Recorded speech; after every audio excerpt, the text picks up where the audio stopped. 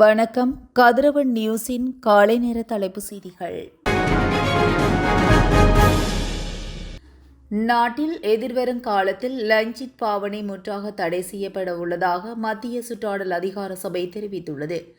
அதன்படி லஞ்சீட்டுக்கு மாற்றாக பிளாஸ்டிக் அல்லாத லஞ்ச் சீட்கள் அறிமுகப்படுத்தப்படும் என்று மத்திய சுற்றாடல் அதிகார சபையின் தலைவர் பேராசிரியர் திலக் கேவா வசம் குறிப்பிட்டுள்ளார். அடுத்த மாதம் 1ஆம் தேதி முதல் பொலித்தீன் பைகளை இலவசமாக வழங்க முடியாதெனவும் இலவசமாக வழங்கப்படாத பொலித்தீன் கொள்கலன் பைகளுக்கு நுகர்வோரிடமிருந்து வசூலிக்கப்படும் தொகையை பற்றிச்சீட்டில் குறிப்பிட வேண்டும் எனவும் நுகர்வோர் விவகார அதிகார சபை வர்த்தமானி அறிவித்தலை வெளியிட்டிருந்தது. அதேவேளை வடமாகாணத்தில் லஞ்சீட் பதிலாக வாழை இலைகளை பயன்படுத்துவதற்கான யோசனையையும் முன்வைக்கப்பட்டிருந்தமையும் குறிப்பிடத்தக்கது.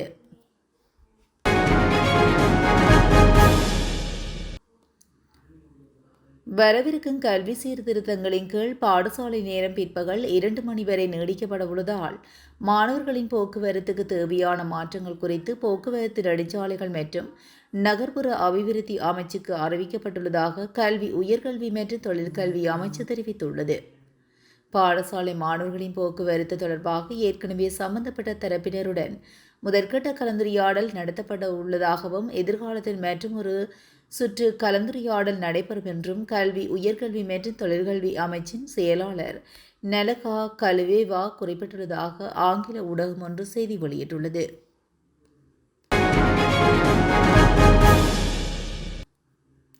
யாழ்ப்பாணம் மானிப்பாயில் நேற்று அதிகாலை முகமூடி அணிந்த 4 பேர் சண்டிலிப்பாய் வடக்கு பகுதியிலுள்ள வீடு ஒன்றுக்குள் புகுந்து அட்டகாசம் செய்துள்ளது.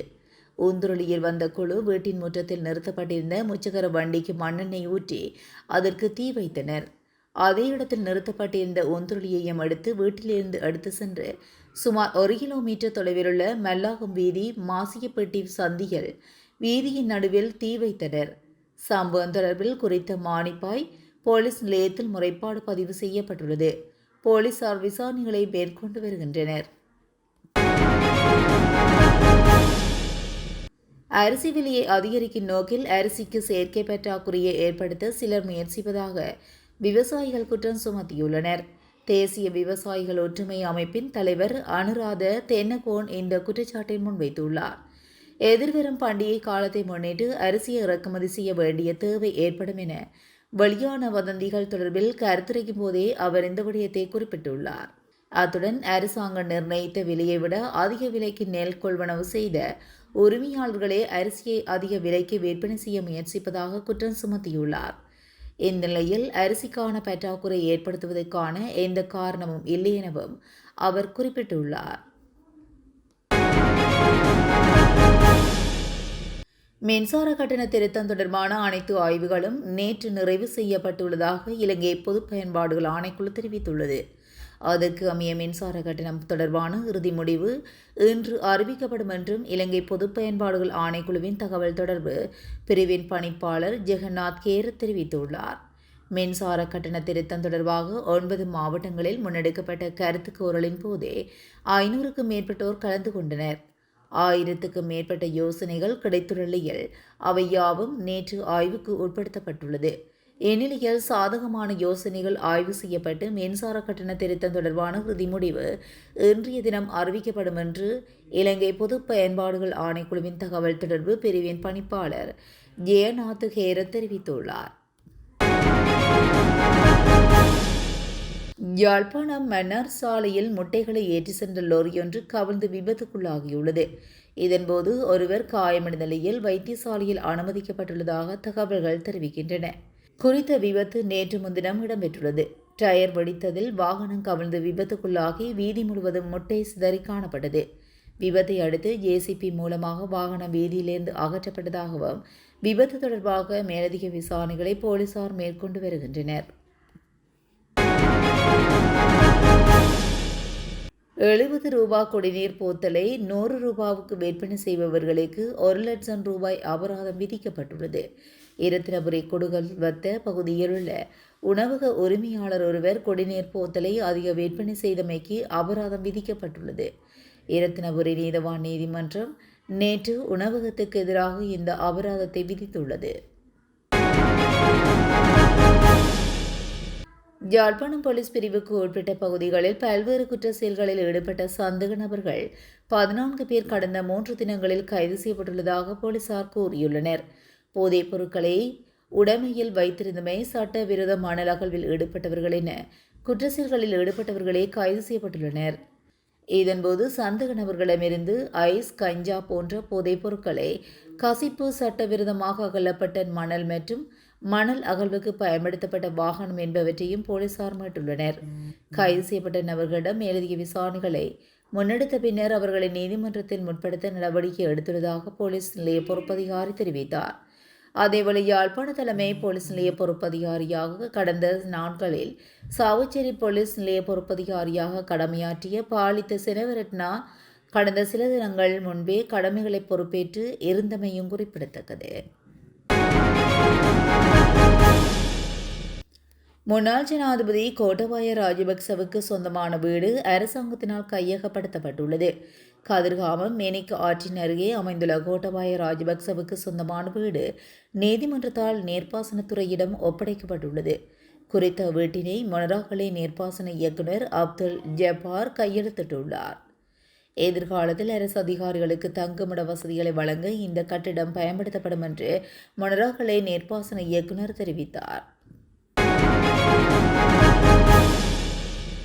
அரசாங்கத்தின் எல்ஜிசி அமைப்பில் ஏற்பட்ட தொழில்நுட்ப கோளாறு காரணமாக பல முக்கிய அரசாங்க இணைய சேவைகள் தற்காலிகமாக பாதிப்படைந்துள்ளது. மின்னணு மற்றும் தகவல் தொழில்நுட்ப நிறுவனம் வெளியிட்டுள்ள அறிக்கையில் இந்த விடயம் தெரிவிக்கப்பட்டுள்ளது. இதன் காரணமாக பதிவாளர் நாயக திணைக்களத்தில் பிறப்பு, திருமணம் மற்றும் சிறப்பு சான்றிதழ் பெறுதல், வாகன வருமான அனுமதி பத்திரம் பெறுதல் உள்ளிட்டவை வலைதளங்களை பாதிக்கப்பட்டுள்ளன. இந்த சேவைகளை விரைவில் மீட்டெடுக்க தகவல் தொழில்நுட்ப பொறியியலாளர்கள் தீவிரமாக செயல்பட்டு வருவதாகவும் பொதுமக்களுக்கு ஏற்பட்ட சிரமத்துக்கு தகவல் தொழில்நுட்ப நிறுவனம் வருத்தம் தெரிவித்துள்ளது. எனவே பிறப்பு சான்றிதழ்களின் தகவல்கள் தேவைப்படுபவர்கள் அசல் சான்றிதழை வழங்கிய பிரதேச செயலகத்திலிருந்து சான்றிதழ் நகல்களை பெற்றுக்கொள்ள முடியும் என பதிவாளர் நாயகம் அறிவித்துள்ளது. குருநாகல் போலீஸ் பிரிவின் குடாக்கல் கமுவ பகுதியில் கூறிய ஆயுதத்தால் குத்தி ஒருவர் கொலை செய்யப்பட்டுள்ளார். 34 வயதுடைய நபர் ஒருவரே இவ்வாறு கொலை செய்யப்பட்டுள்ளதாக போலீசார் குறிப்பிட்டுள்ளனர். காயமடைந்த நிலையில் குருநாகல் மருத்துவமனையில் அனுமதிக்கப்பட்டிருந்த போது அவர் உயிரிழந்துள்ளார். கொலை செய்யப்பட்ட நபர் நேற்று முன்தினம் இரவு தனது சகோதரின் வீட்டின் மற்றொரு குழுவுடன் மது விருந்தில் கலந்து கொண்டுள்ளார். இதன்போதே அவரது சகோதரருடன் ஏற்பட்ட வாக்குவாதம் அதிகரித்ததாகவும் இதனையடுத்து சகோதரர் அவரை வாளால் குத்தி கொன்றதாகவும் விசாரணையில் தெரியவந்துள்ளது. மருத்துவமனை பிணவரையில் உயிரிழந்தவரின் சடலம் வைக்கப்பட்டுள்ளது. சம்பவம் தொடர்பில் குருநாகல் போலீசார் மேலதிக விசாரணைகளை மேற்கொண்டு வருகின்றனர்.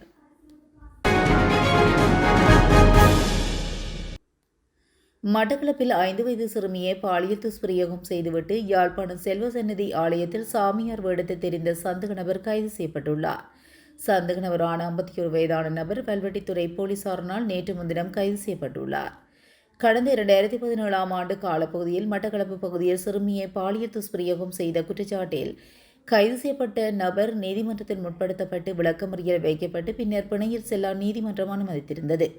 பிணையில் வெளியே வந்த நபர் கடந்த 8 வருட காலமாக தலைமறைவாக வாழ்ந்து வந்ததாக கூறப்படுகிறது. இந்நிலையில் குறித்த நபர் செல்வசன்னதி ஆலய பகுதியில் சாமியார் வேடத்தில் கையில் வேலுடன் வாழ்ந்து வருவதாக வல்வெட்டித்துறை போலீசாருக்கு தகவல் கிடைக்கப்பெற்ற ரகசிய தகவலின் அடிப்படையில் ஆலயத்துக்கு விரைந்த போலீசார் சந்தேக நபரை கைது செய்துள்ளனர். கைது செய்யப்பட்ட நபரிடமிருந்து வேல் உள்ளிட்ட சில பூஜை பொருட்களை போலீசார் மீட்டுள்ளதுடன் சந்தேக நபரை போலீஸ் நிலையத்தில் தடுத்து வைத்து விசாரணைகளை முன்னெடுத்து வருகின்றனர். யாழ்ப்பாணம் சங்கப்பட்டி பாலத்தில் சடலமாக மீட்கப்பட்ட யுவதி தொடர்பில் பகிர் தகவல்கள் வெளியாகியுள்ளது.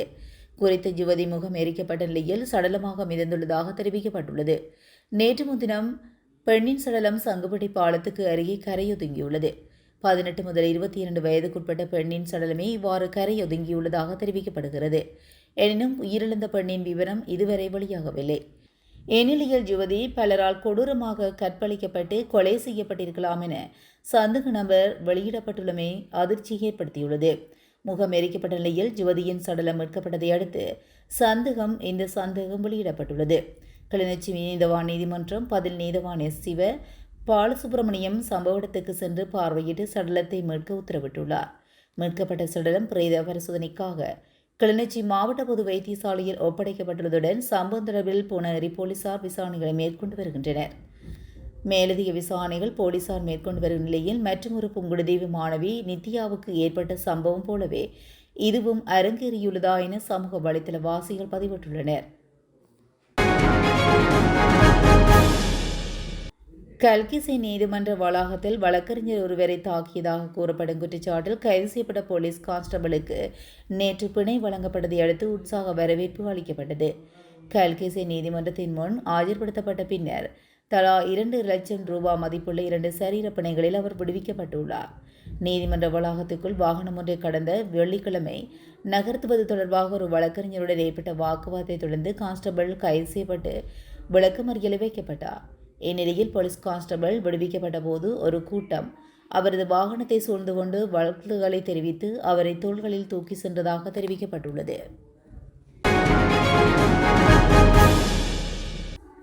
இதுபோன்ற செய்திகளை உடனுக்குடன் தெரிந்து கொள்ள கதிரவன் நியூஸுடன் இணைந்திருங்கள். நன்றி, வணக்கம்.